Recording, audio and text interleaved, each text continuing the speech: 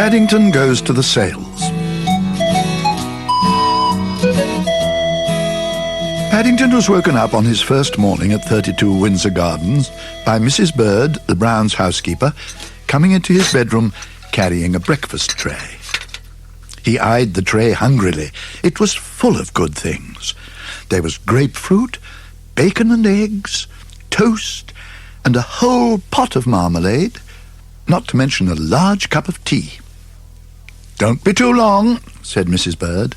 "Mrs. Brown is taking you and Judy on a shopping expedition this morning." Paddington had never had breakfast in bed before, and he soon found it wasn't quite as easy as it looked. In the end, he decided it would be much simpler if he mixed everything together on one plate and sat on the tray to eat it. "Oh, Paddington," exclaimed Judy when she entered the room a few minutes later. "Whatever's going on? Do hurry up. We are waiting for you downstairs." Paddington looked up, his face all eggy whiskers and toast crumbs.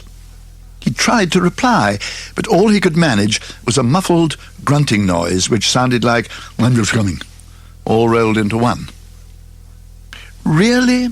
said Judy. "You're the stickiest bear imaginable. We are going to Barkridge's, and if you don't hurry up, all the nice things will be gone."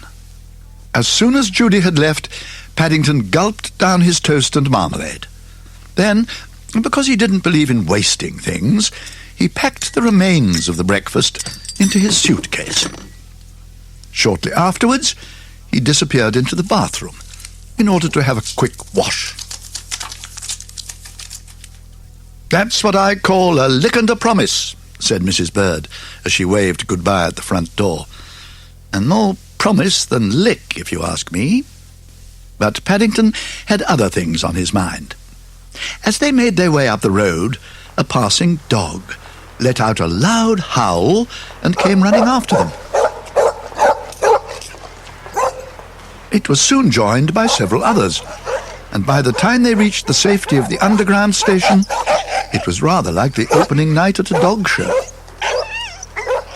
"If I were you," said Judy, "I'd be more careful when I pack my case in future."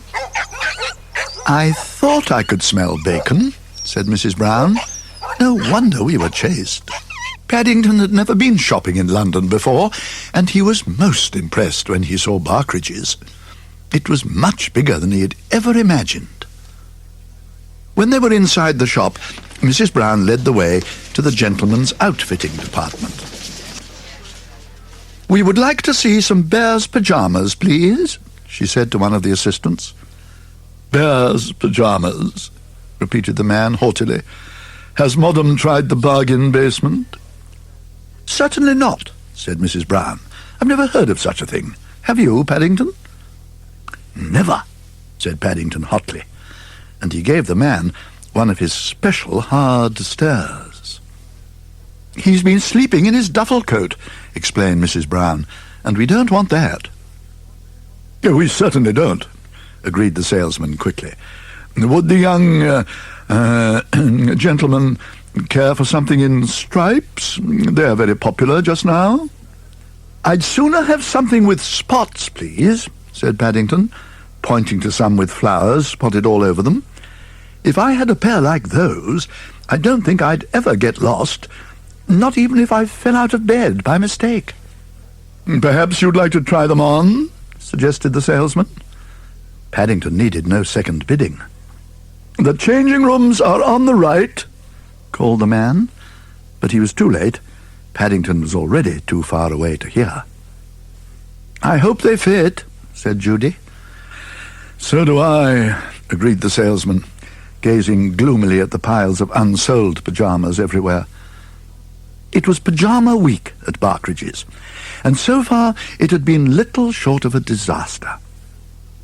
No one seemed to want to buy any, particularly in the style Paddington had chosen, and he had a nasty feeling that if something didn't happen soon, they would have an awful lot left on their hands.